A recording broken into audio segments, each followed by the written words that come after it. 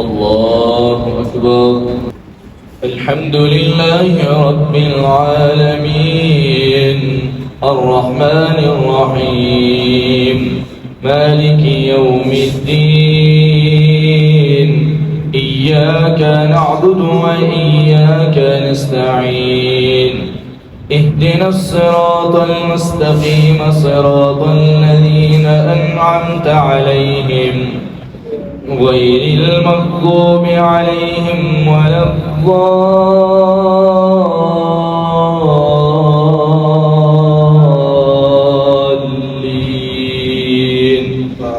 آمين.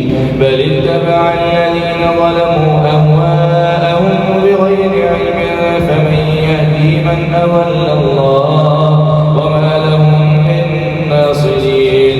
فأقم وجهك للدين حنيفا فطرة الله التي فطر الناس عليها لا تبديل لخلق الله ذلك الدين القيم ولكن أكثر الناس لا يعلمون.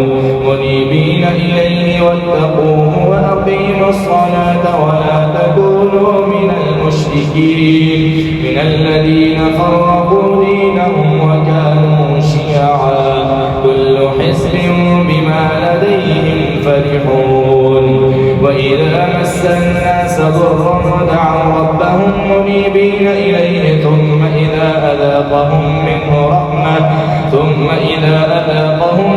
رحمة إذا فريق منهم بربهم يشركون.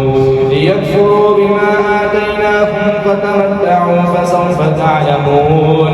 أم أنزلنا عليهم سلطانا فهم يتكلم بما كانوا به يشركون.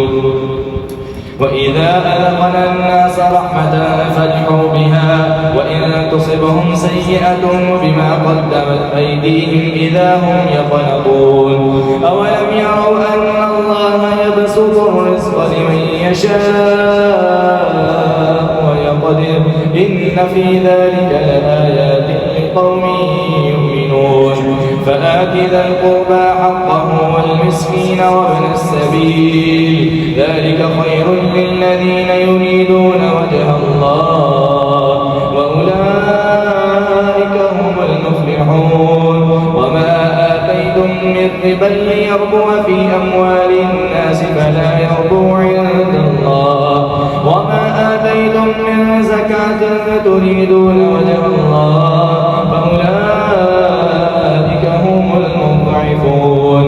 الله الذي خلقكم ثم رزقكم ثم يميتكم ثم يحييكم هل من شركائكم من يفعل من ذلكم من شيء سبحانه وتعالى عما يشركون.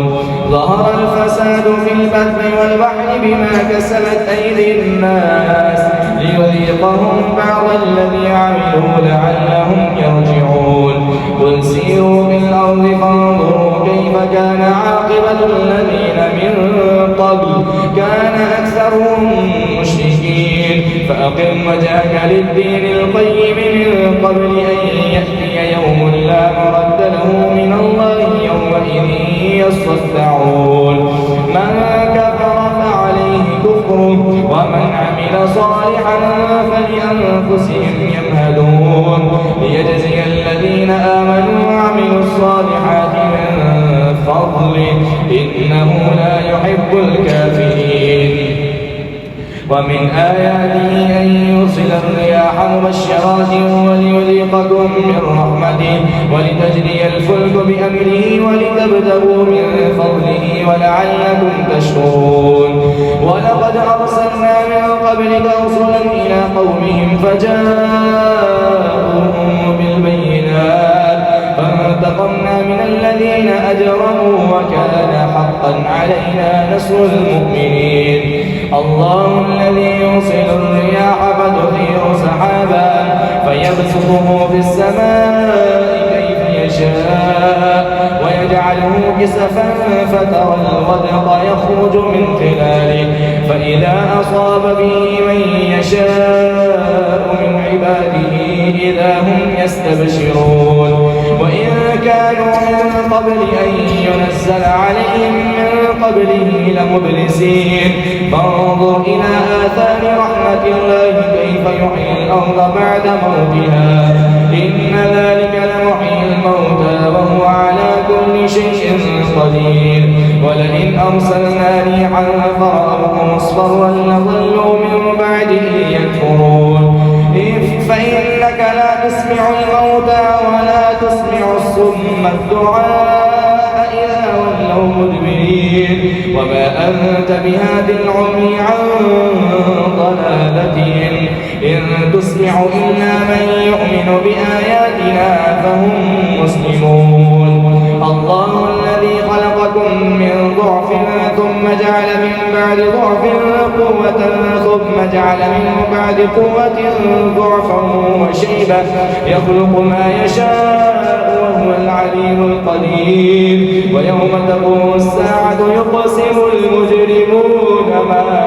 لبثوا غير ساعة كذلك كانوا يؤفكون وقال الذين أوتوا العلم والإيمان لقد لبثتم في كتاب الله إلى يوم البعث فهذا يوم البعث ولكنكم كنتم لا تعلمون فيومئذ لا ينفع الذين ظلموا معذرتهم ولا هم يستعتبون ولقد ضربنا للناس في هذا القرآن من كل مثل ولئن جئتهم بآية ليقولن الذين كفروا إن أنتم إلا مبطلون كذلك يطبع الله على قلوب الذين لا يعلمون فاصبر إن وعد الله حق ولا يستخفنك الذين لا يوقنون بسم الله الرحمن الرحيم ألف لام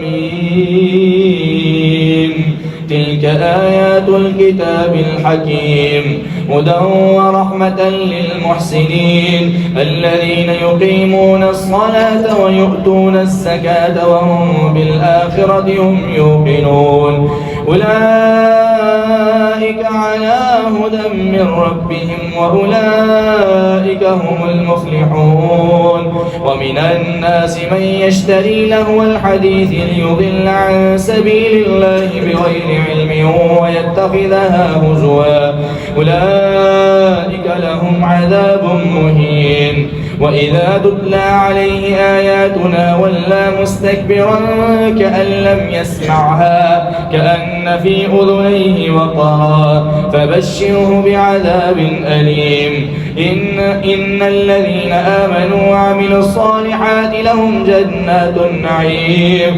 خالدين فيها وعد الله حقا وهو العزيز الحكيم خلق السماوات بغير عمد ترونها وألقى في الأرض رواسي أن تميد بكم وبث فيها من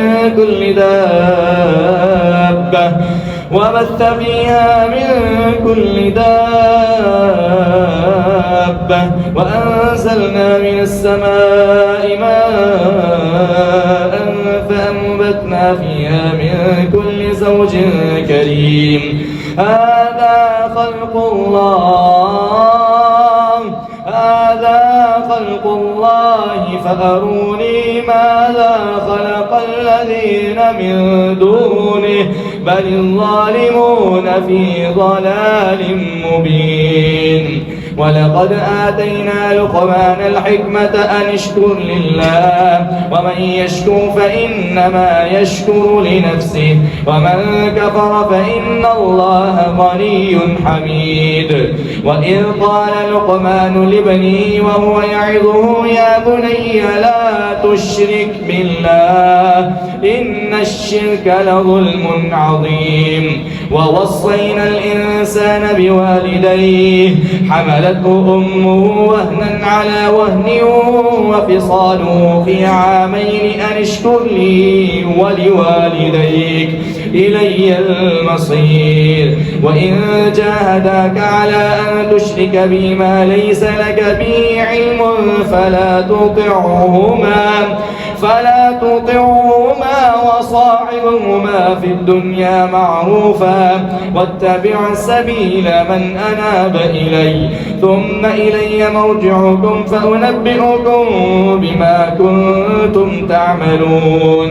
يا بني إنها إن تك مثقال حبة من خردل فتكن في صخرة أو في السماوات أو في الأرض يأت بها الله إن الله لطيف خبير. يا بني أقم الصلاة وأمر بالمعروف وانه عن المنكر واصبر على ما أصابك إن ذلك من عزم الأمور. ولا تصعر خدك للناس ولا تمشي في الأرض مرحا إن الله لا يحب كل مختال فخور. واقصد في مشيك واغضض من صوتك إن أنكر الأصوات لصوت الحمير. ألم تروا أن الله سخر لكم ما في السماوات وما في الأرض وأسبغ عليكم نعمه ظاهرة وباطنة ومن الناس من يجادل في الله بغير علم ولا هدى ولا كتاب منير. وإذا قيل لهم اتبعوا ما أنزل الله قالوا بل نتبع ما وجدنا عليه آباءنا أولو كان الشيطان يدعوهم إلى عذاب السعير. ومن يسلم وجهه إلى الله وهو محسن فقد استمسك بالعروة الوثقى وإلى الله عاقبة الأمور. ومن كفر فلا يحزنك كفره إلينا مرجعهم فننبئهم بما عملوا إنه عليم بذات الصدور. نمتعهم قليلا ثم نضطرهم إلى عذاب غليظ. ولئن سألتهم من خلق السماوات والأرض ليقولن الله قل الحمد لله بل أكثرهم لا يعلمون. لله ما في السماوات والأرض إن الله لهو الغني الحميد. ولو أن ما في الأرض من شجرة أقلام والبحر يمده من بعده 7 أبحر ما نفدت كلمات الله إن الله عزيز حكيم. ما خلقكم ولا بعثكم إلا كنفس واحدة إن الله سميع بصير. ألم تر أن الله يولج الليل في النهار ويولج النهار في الليل وسخر الشمس والقمر كل يجري إلى أجل مسمى وأن الله بما تعملون خبير. ذلك بأن الله هو الحق وأن ما يدعون من دونه هو الباطل وأن الله هو العلي الكبير. ذلك بأن الله هو الحق وأن ما يدعون من دونه الباطل وأن الله هو العلي الكبير.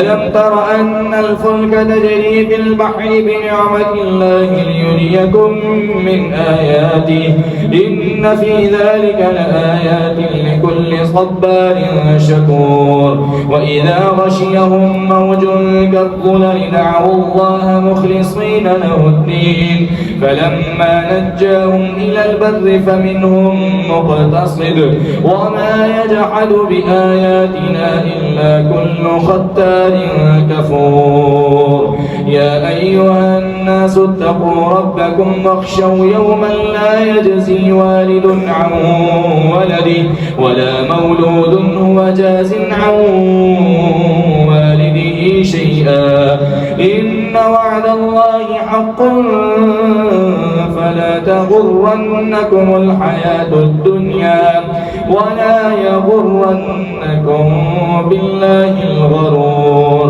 إن الله عنده علم الساعة وينزل الغيث ويعلم ما في الأرحام وما تدري نفس ماذا تكسب غدا وما تدري نفس بأي أرض تموت إن الله عليم خبير. بسم الله الرحمن الرحيم. ألف لام ميم. تنزيل الكتاب لا ريب فيه من رب العالمين. أم يقولون افتراه بل هو الحق من ربك لتنذر قوما ما أتاهم من نذير من قبلك لعلهم يهتدون. الله الذي خلق السماوات والأرض وما بينهما في 6 أيام ثم استوى على العرش ما لكم من دونه من ولي ولا شفيع أفلا تتذكرون. يدبر الأمر من السماء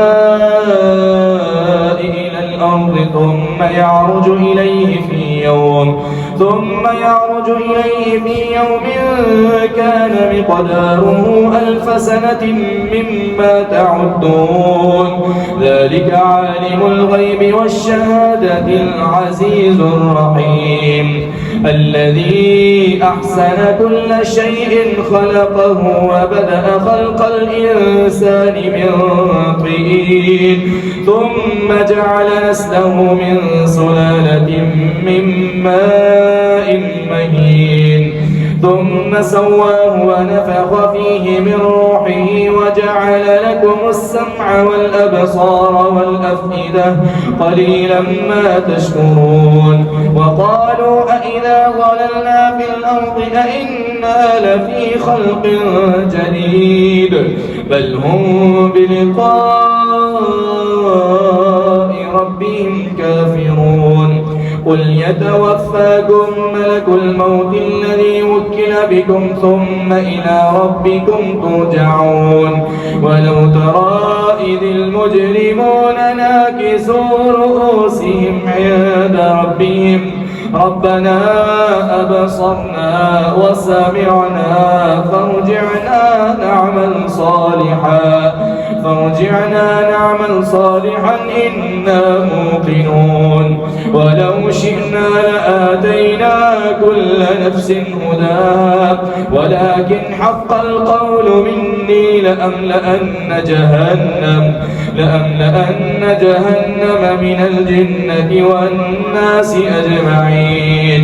فذوقوا بما نسيتم لقاء يومكم هذا إنا نسيناكم وذوقوا عذاب الخلد بما كنتم تعملون. إنما يؤمن بآياتنا الذين إذا ذكروا بها خروا سجدا وسبحوا بحمد ربهم وهم لا يستكبرون. تتجافى جنوبهم عن المضاجع يدعون ربهم خوفا وطمعا ومما رزقناهم ينفقون. فلا تعلم نفس ما أخفي لهم من قرة أعين جزاء بما كانوا يعملون. أفمن كان مؤمنا كمن كان فاسقا لا يستوون. أما الذين آمنوا وعملوا الصالحات فلهم جنات المأوى نزلا بما كانوا يعملون. وأما الذين فسقوا فمأواهم النار كلما أرادوا أرادوا أن يخرجوا منها أعيدوا فيها وقيل لهم ذوقوا عذاب النار الذي كنتم به تكذبون ولنذيقنهم من العذاب الأدنى دون العذاب الأكبر لعلهم يرجعون ومن أظلم ممن ذكر بآيات ربه ثم أعرض عنها إنا من المجرمين منتقمون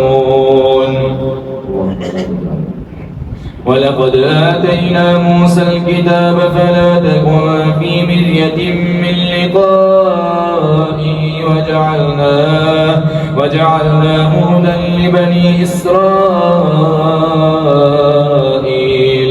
وجعلنا منهم أئمة يهدون بأمرنا لما صبروا وكانوا بآياتنا يوقنون إن ربك هو يفصل بينهم يوم القيامة فيما كانوا فيه يختلفون أولم يهد لهم كم أهلكنا من قبلهم من القرون يمشون في مساكنهم إن في ذلك لآيات أفلا يسمعون أولم يروا أنا نسوق الماء إلى الأرض الجرز فنخرج به زرعا تأكل منه أنعامهم وأنفسهم أفلا يبصرون ويقولون متى هذا الفتح إن كنتم صادقين قل يوم الفتح لا ينفع الذين كفروا إيمانهم ولا هم ينظرون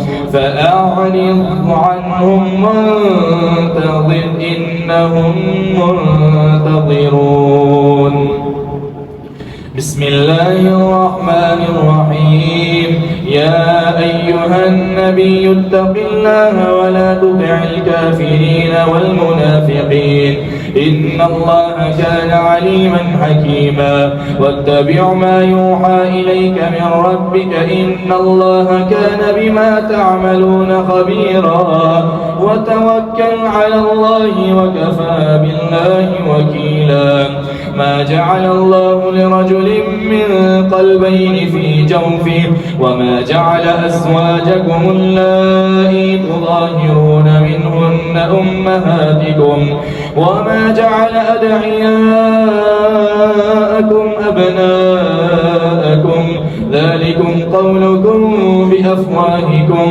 والله يقول الحق وهو يهدي السبيل ادعوهم لآبائهم هو أقسط عند الله فإن لم تعلموا آباءهم فإخوانكم في الدين ومواليكم وليس عليكم جناح فيما أخطأتم به ولكن ما تعمدت قلوبكم وكان الله غفورا رحيما النبي أولى بالمؤمنين من أنفسهم وأزواجه أمهاتهم وأولو الأرحام بعضهم أولى ببعض في كتاب الله من المؤمنين والمهاجرين إلا أن تفعلوا إلى أوليائكم معروفا كان ذلك في الكتاب مسطورا وإذ أخذنا من النبيين ميثاقهم ومنك ومن نوح وإبراهيم وموسى وعيسى بن مريم وأخذنا منهم ميثاقا غليظا ليسأل الصادقين عن صدقهم وأعد للكافرين عذابا أليما يا أيها الذين آمنوا اذكروا نعمة الله عليكم إذ جاءتكم جنود فأرسلنا عليهم ريحا وجنودا لم تروها وكان الله قويا عزيزا إذ جاءوكم من فوقكم ومن أسفل منكم وإذ زاغت الأبصار وبلغت القلوب الحناجر وتظنون بالله الظنونا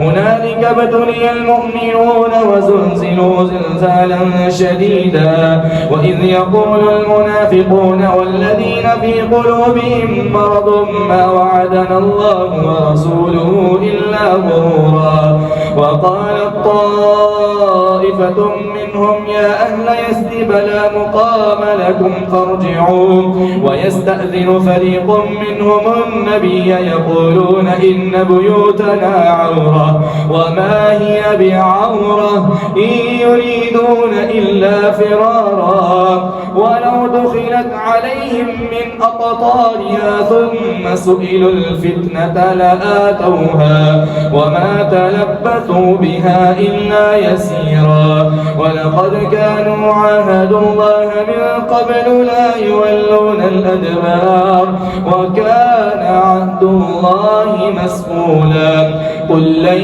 ينفعكم الفرار إن فررتم من الموت أو القتل وإذا لا تمتعون إلا قليلا قل من ذا الذي يعصمكم من الله إن أراد بكم سوءا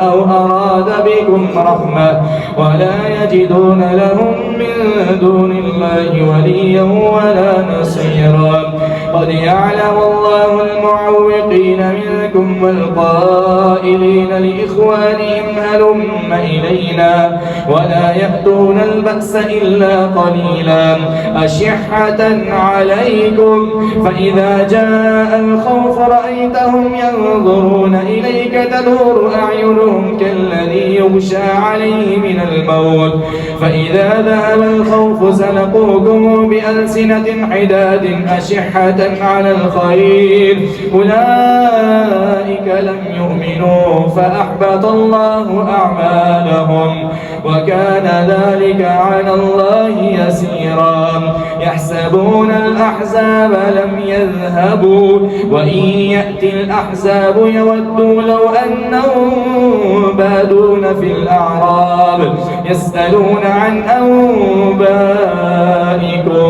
ولو كانوا فيكم ما قاتلوا إلا قليلا ولما رأى المؤمنون الأحزاب قالوا هذا ما وعدنا الله ورسوله وصدق الله ورسوله وما زادهم إلا إيمانا وتسليما من المؤمنين رجال صدقوا ما عاهدوا الله عليه فمنهم من قضى نحبه ومنهم من ينتظر وما بدلوا تبديلا ليجزي الله الصادقين بصدقهم ويعذب المنافقين إن شاء أو يتوب عليهم إن الله كان غفورا رحيما ورد الله الذين كفروا بغيظهم لم ينالوا خيرا وكفى الله المؤمنين القتال وكان الله قويا عزيزا وأنزل الذين ظاهروهم من أهل الكتاب من صياصيهم وقذف في قلوبهم الرعب فريقا تقتلون وتأسرون فريقا وأورثكم أرضهم وديارهم وأموالهم وأرضا لم تطئوها وكان الله على كل شيء قديرا يا أيها النبي قل لأزواجك إن كنتن تردن الحياة الدنيا وزينتها فتعالين أمتعكن وأسرحكن سراحا جميلا وإن كنتن تردن الله وإن كنتن تردن الله ورسوله والدار الآخرة فإن الله أعد للمحسنات منكن أجرا عظيما. يا نساء النبي من يأت منكن بفاحشة مبينة يضاعف لها العذاب ضعفين وكان ذلك على الله يسيرا. ومن يقنت منكن لله ورسوله وتعمل صالحا نؤتها أجرها مرتين وأعتدنا لها رزقا كريما. يا نساء النبي لستن كأحد من النساء إن اتقيتن فلا تخضعن بالقول فيطمع الذي في قلبه مرض وقلن قولا معروفا وقرن في بيوتكن ولا تبرجن تبرج الجاهلية الأولى وأقمنا الصلاة وآتينا الزكاة وأطعنا الله ورسوله إنما يريد الله ليذهب عنكم الرجس أهل البيت ويطهركم تطهيرا. واذكرن ما يتلى في بيوتكن من آيات الله والحكمة إن الله كان لطيفا خبيرا. إن المسلمين والمسلمات والمؤمنين والمؤمنات والقانتين والقانتات والصادقين والصادقات والصابرين والصابرات والخاشعين والخاشعات والمتصدقين والمتصدقات والصائمين والصائمات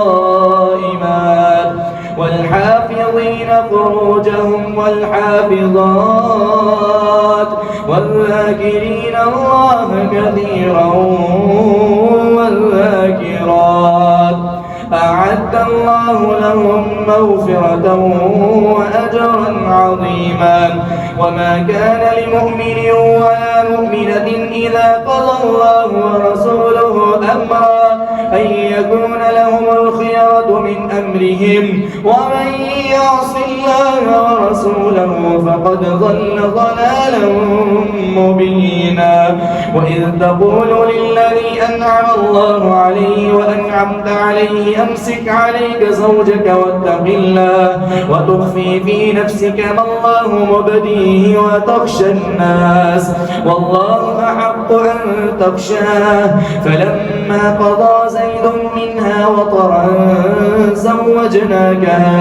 زوجناكها لكي لا يكون على المؤمنين حرج في أزواج أدعيائهم إذا قضوا منهن وطرا وكان أمر الله مفعولا. ما كان على النبي من حرج فيما فرض الله له سنة الله في الذين خلوا من قبل وكان أمر الله قدرا مقدورا.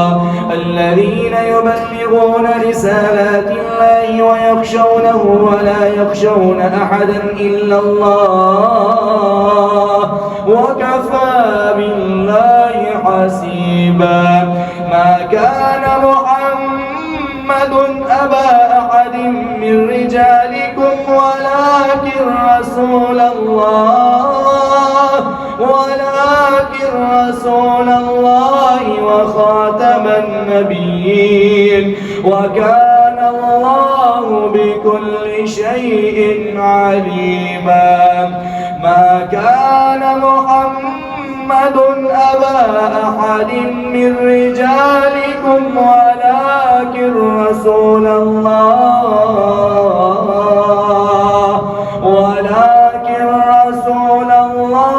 وخاتم النبيين وكان الله والله بكل شيء عليما.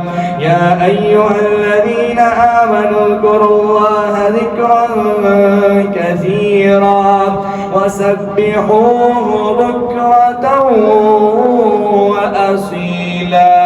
هو الذي يصلي عليكم وملائكته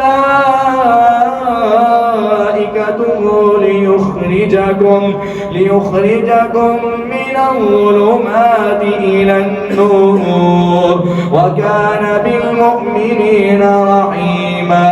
تحيتهم يوم يلقونه سلام وأعد لهم أجرا كريما.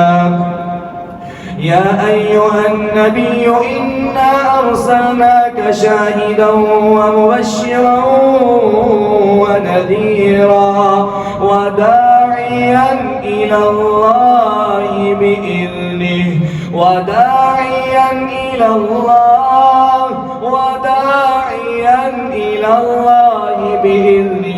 وسراجا منيرا. وبشر المؤمنين بأن لهم من الله فضلا كبيرا. ولا تطع الكافرين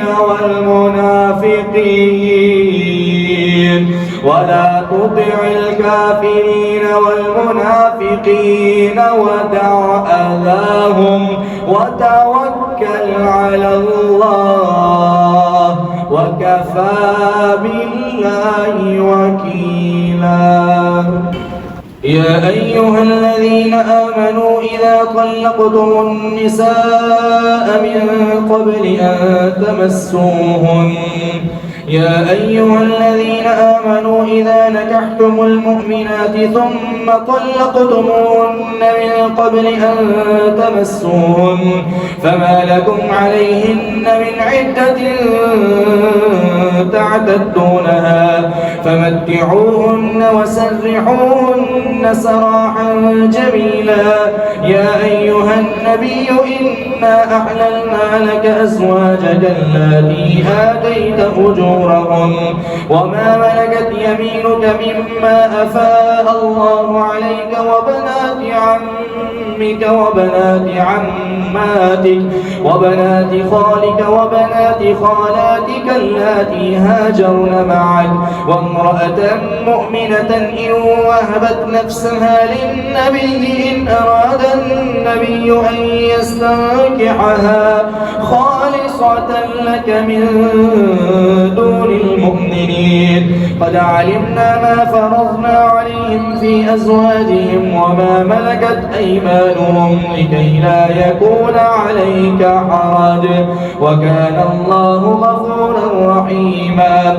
ترجي من تشاء منهن وتؤوي إليك من تشاء ومن ابتغيت ممن عزلت فلا جناح عليك. ذلك أدنى أن تقر أعينهن ولا يحزن ويرضين بما آتيتهن كلهن والله يعلم ما في قلوبكم وكان الله عليما حليما. لا يحل لك النساء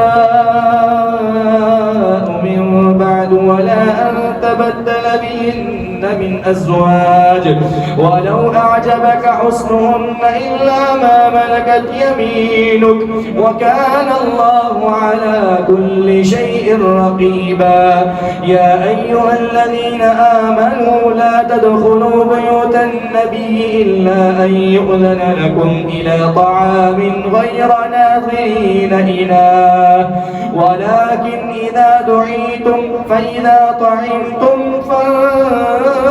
فانتشروا فادخلوا فإذا طعمتم فانتشروا ولا مستأنسين لحديث إن ذلكم كان يؤذي النبي فيستحيي منكم والله لا يستحيي من الحق وإذا سألتموهن متاعا فاسألوهن من وراء حجاب ذلكم أطهر لقلوبكم وقلوبهم وما كان لكم أن تؤذوا رسول الله ولا أن تنكحوا أزواجه من بعده أبدا إن ذلكم كان عند الله عظيما إن تبدوا شيئا أو تخفوه فإن الله كان بكل شيء عليما لا جناح عليهن في آبائهن ولا أبنائهن ولا إخوانهن ولا أبناء إخوانهن ولا أبناء أخواتهن ولا نسائهن ولا ما ملكت أيمانهن واتقين الله إن الله كان على كل شيء شهيدا إن الله وملائكته يصلون على النبي يا أيها الذين آمنوا صلوا عليه وسلموا تسليما إن الذين يؤذون الله ورسوله لعنهم الله في الدنيا والآخرة وأعد لهم عذابا مهينا والذين يؤذون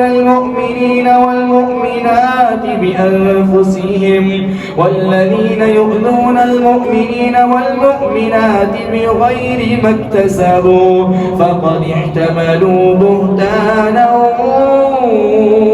وإثما مبينا يا أيها النبي قل لأزواجك وبناتك ونساء المؤمنين يدنين عليهن من جلابيبهن ذلك أدنى أن يعرفن فلا يؤذين وكان الله غفورا رحيما لئن لم ينته المنافقون والذين في قلوبهم مرض والمرجفون في المدينة لنغرينك بهم ثم لا يجاورونك فيها إلا قليلا ملعونين أينما ثقفوا أخذوا وقتلوا تقتيلا سنة الله في الذين خلوا من قبل ولن تجد لسنة الله تبديلا يسألك الناس عن الساعة قل إنما علمها عند الله وما يدريك لعل الساعة تكون قريبا إن الله لعن الكافرين وأعد لهم سعيرا خالدين فيها أبدا لا يجدون وليا ولا نصيرا يوم تقلب وجوههم في النار يقولون يا ليتنا أطعنا الله يقولون يا ليتنا أطعنا الله وأطعنا الرسولا وقالوا ربنا إنا أطعنا سادتنا وكبراءنا فأضلونا السبيلا ربنا آتهم ضعفين من العذاب والعنهم لعنا كبيرا يا أيها الذين آمنوا لا تكونوا كالذين آذوا موسى فبرأه الله مما قالوا وكان عند الله وجيها. يا أيها الذين آمنوا اتقوا الله وقولوا قولا سديدا يصلح لكم أعمالكم ويغفر لكم ذنوبكم ومن يطع الله ورسوله فقد فاز فوزا عظيما.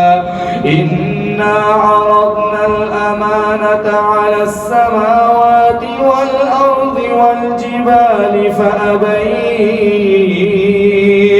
فأبين أن يحملنها وأشفقن منها وحملها الإنسان إنه كان ظلوما جهولا. ليعذب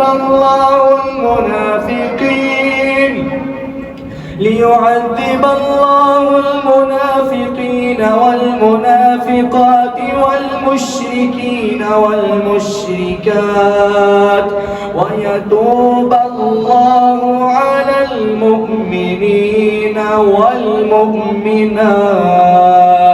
وكان الله غفورا رحيما.